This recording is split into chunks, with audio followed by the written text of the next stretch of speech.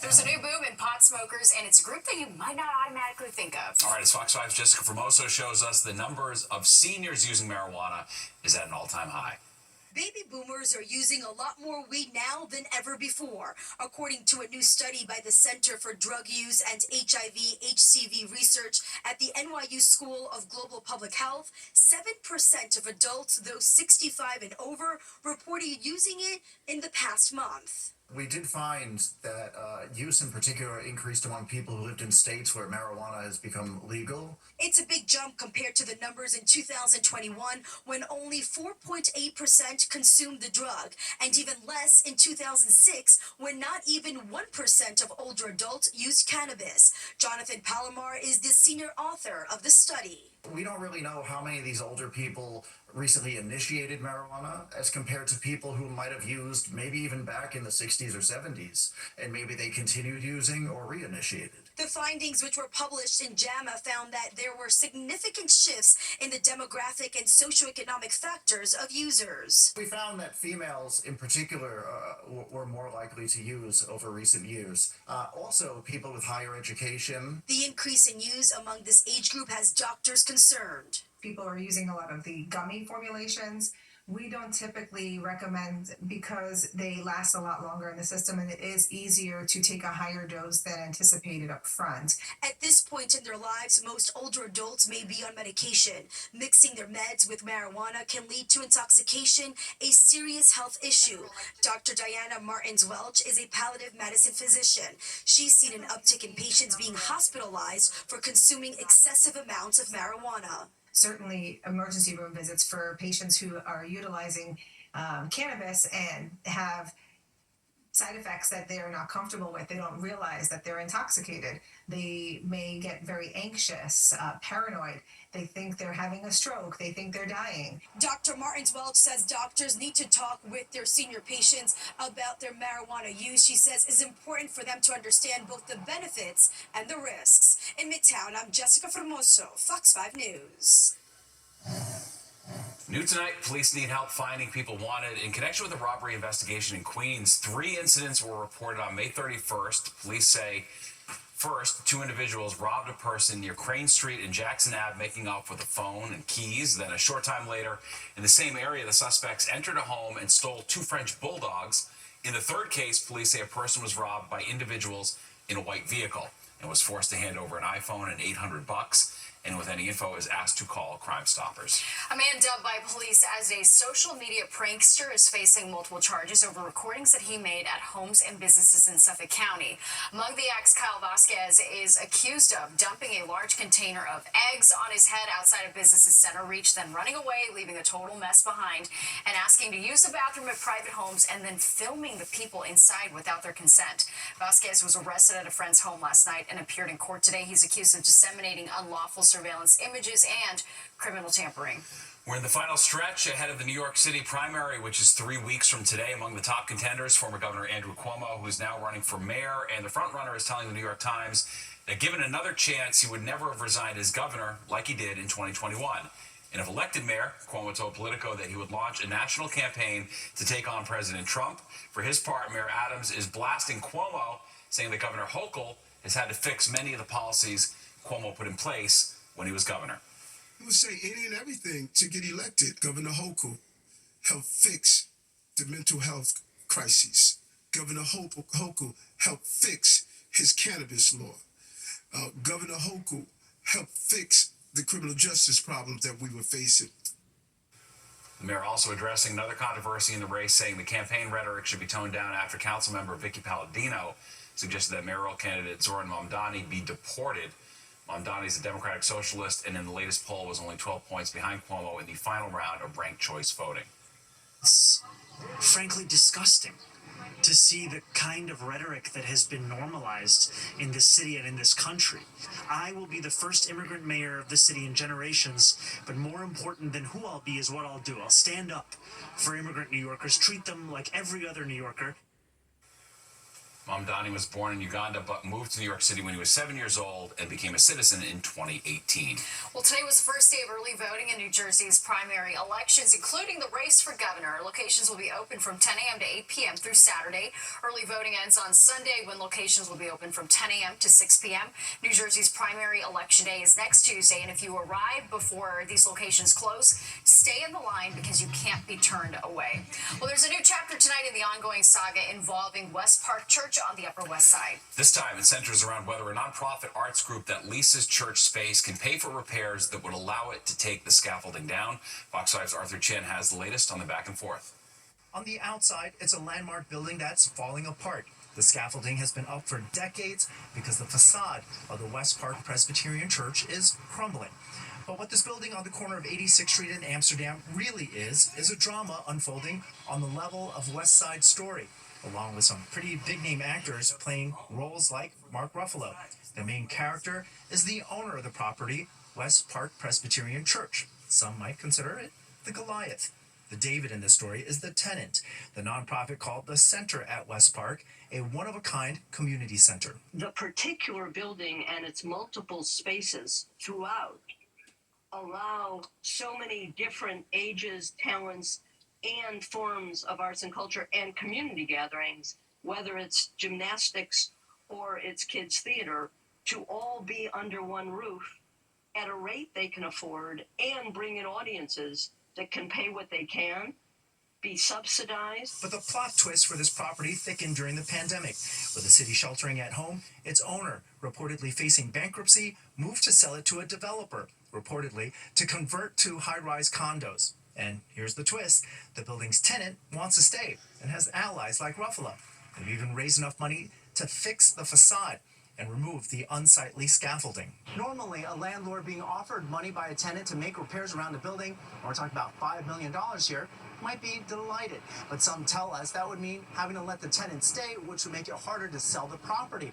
And it would make it also harder to revoke the building's landmark status, which comes with rules that developers tend to dislike. Why is it that your landlord is refusing to let you guys fix that facade? I would love to know that answer. I have understood that there is a hope on the part of the owner to go back to landmarks. Like a good drama, nobody right now knows how the story will end. The nonprofit center is hoping that since the COVID era is behind us and the city is vibrant again, it will show their landlord everyone can flourish if the church stays put, including the landlord's bottom line. So what we have here is basically a cliffhanger. On the Upper West Side, Arthur Chien, Fox 5 News. Well, if you ever wanted to go scorched earth when leaving a job, there's a new reason not to. And it all has to do with something called boomerang hiring. Plus this.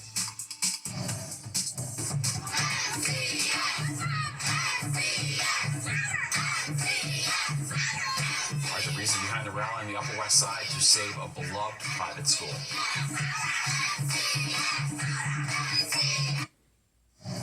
Smoke from the Canadian wildfires is starting to make its way into our area. The National Weather Service says parts of the city and tri-state may notice hazy conditions tonight. Right now, the air quality is moderate according to airnow.gov, but conditions are expected to worsen tomorrow and get unhealthy for sensitive groups. All right, let's take a live look outside where despite the heat, we're not really seeing that haze out there. That's right. Air quality, though, is always a factor. An alert's been issued starting tomorrow at 11 a.m. for most of the area. Nick's tracking it all after an absolutely beautiful day today, Nick. It was spectacular. You know, and tomorrow, despite the haze and the questions about the air quality, it's going to be another pretty nice day other than that. Now, the air quality issues not necessarily coming from the wildfires we've been talking about lately. They're still burning. You can see those little red marks here in central Canada, and that plume coming down again as you head towards eastern Canada across the Ohio Valley, and even getting pretty close to us. If you looked at the sky late today and you looked to the west, you probably saw a little bit of haze out there, kind of a brightening of the sun angle. And this is why, again, you can see that area of smoke is kind of getting almost onto the city and then kind of staying, again, just to our west here. The worst of it extend even further on to the west. But again, our air quality issues are really more going to be coming from stagnation of the air, and that's happening for a couple of reasons. One being the fact that this big ridge of high pressure kind of sitting along the eastern seaboard with a south-southwesterly airflow. And so what will happen is the air gets again stagnant, so you have pollution coming out from car exhaust and bus exhaust and trucks, and that is what tends to lead to the air quality issue. And again, you're going to sort of see here on our future cast that really nothing is going to be happening as far as they're going to change that as we go on in through tomorrow. Again, just looking at a generally, a clear sky coming up in the forecast. And that air quality alert, again, continues pretty much from now until 11 o'clock tomorrow night. And it does cover, again, northeast New Jersey and the city, Hudson Valley, and most of Connecticut. So just keep that in mind. It goes, again, right till 11 o'clock tomorrow night. Steve and Natasha? Very well. We'll do. All right, thanks, Nick. Well, the beady-eyed, creepy crawlers are back. We're not talking about spotted lanternflies, but cicadas. And after 17 years, Brood 14 is putting some people in a bad mood. All right, and can it come back from the financial brink? The last-ditch effort to save an Upper West Side private school with a rich history. News.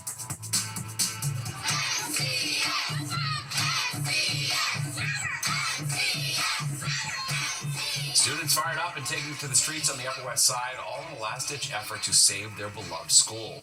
Parents, teachers, and lawmakers joining them to rally to keep classes in session at Manhattan Country School. Fox 8's Sharon Crowley has the latest on the fight to make sure the bell at the progressive private school doesn't ring for a final time.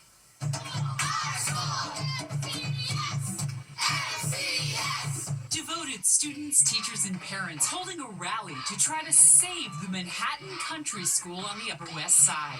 This building is not Manhattan Country School. Manhattan Country School is here and it's here. The private school, founded in 1966, is in deep financial trouble and is expected to close soon. A judge has denied an emergency loan. It's so bad, teachers have not been getting paid.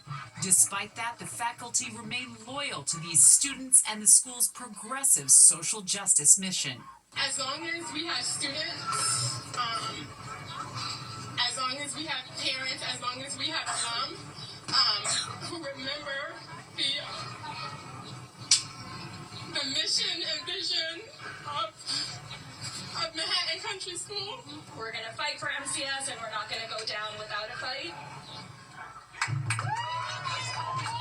About 250 students from pre-K to 8th grade attend the school. They have about 90 faculty and staff on the payroll. Manhattan Country School also has another campus in the Catskills where they teach kids about sustainability and eating locally sourced food. Tuition is based on a sliding scale, and during the pandemic, many families could not afford to pay. The school was in financial difficulty shortly before and during COVID. It was turned over to a creditor who seems to have mismanaged the funds. The Upper West Side of Manhattan should be the last place where we allow a great educational institution to fail. And these local lawmakers tell me they're reaching out to the AG's office to see if anyone should be held accountable for financial mismanagement. Meantime, the families here are just hoping a generous benefactor comes forward and gets them to next year. Sharon Crowley, Fox 5 News. New tonight, police in Westchester County releasing images of people they want to question about vandalism at the Terrytown Lighthouse. Lighthouse in Sleepy Hollow suffered significant damage over the weekend. It was discovered Saturday morning by a Parks Department employee. The worker found smoke, broken windows, and other property damage. Damaged items included valuable antique books and furniture. Preliminary estimate puts the damage at $100,000. Anyone who recognizes the people in those images is being asked to call county police. And police still looking for the suspect involved in a deadly double shooting in Brooklyn. It happened around 10 o'clock last night in front of a building on Putnam Ave in Bushwick. Police say a 39-year-old man identified as Ramel Fisher was shot in the stomach and later pronounced dead at the hospital. A 63-year-old man who was shot in the eye is now hospitalized in stable condition. The city of Hoboken is expected to sue the FAA, accusing it of failing to protect residents from the effects of tourist helicopter traffic. So the city argues that the federal agency is not doing enough to ensure the safety of people living there. The mayor says that air traffic from low-flying, non-commercial helicopters is creating environmental and noise concerns and other safety issues, especially after last month's deadly crash of a tourist helicopter in the Hudson Hudson River. All 6 people on board that flight were killed. The Hoboken City Council recently adopted a resolution calling on the FAA to end all non-essential helicopter traffic in the area. They're back, and this new brood of cicadas is putting some people in a downright bad mood. I believe that the insects are covering trees, sheds, pretty much any place that they can climb or climb on or fly in. Fox 8's Jody Goldberg is on Long Island with the details. Call it a bug-filled ballad, 17 years in the making. They already came out of the shell. Videos popping up on social media as the cicadas come out singing. They're creepy. They have like these beady red eyes. The reemergence of this rare cicada brood isn't music to the ears of Karine Pisano. She took this video, and she's one of many residents here in Suffolk County being serenaded by swarms. Tens of thousands of them are clinging to her trees, lining her shed, and littering her lawn. They fly into your hair and on your body. In my car, in the house. It just freaks me out. Freaky to some, but fascinating to others. So this is a male. Dr. Chris Simon is studying Brood 14, one of the largest of the periodical cicada broods, which hasn't been seen in the eastern part of the United States since 2008. The eggs are laid in tree branches, and then the little nymphs hatch out of the tree branches, and they fall to the ground. They find cracks, crawl down in, and they start growing, feeding on roots. And almost 2 decades later, cicadas tunnel up to molt, mate, and multiply before dying off in a matter of weeks. The females of the species don't make noise. This symphony, so to speak, is purely by the males. Elias Benaros is a cardiologist by day, cicada connoisseur at night. He points out the cicada laying eggs. These two are mating. This is a mating pair. While their numbers and noise may startle some, experts say they're harmless to humans and don't sting or bite. If you spot one, report it to iNaturalist or Cicada Safari to help scientists like Simon map their movement. This appears to be the strongest and the healthiest of the brood, but the numbers have decreased due to fragmentation of environment and development and use of pesticides, etc. And while these may look like the cicadas, they're actually the shells that they shed. As for parts of Staten Island and New Jersey, they'll have or hear their turn in 5 years. Long Island won't see them like this until 2041. Jody Goldberg, Fox 5 News. Jody's brave. Yeah, I know. A handful of those things. And if you've had a rough day, your four-legged friend can always turn your frown upside down. All right, straight ahead, the link between our pets and our emotional health. And it's a bird, it's a plane. Well, technically it is a plane, but not the one you've probably seen before. Details on this historic flight that landed at JFK.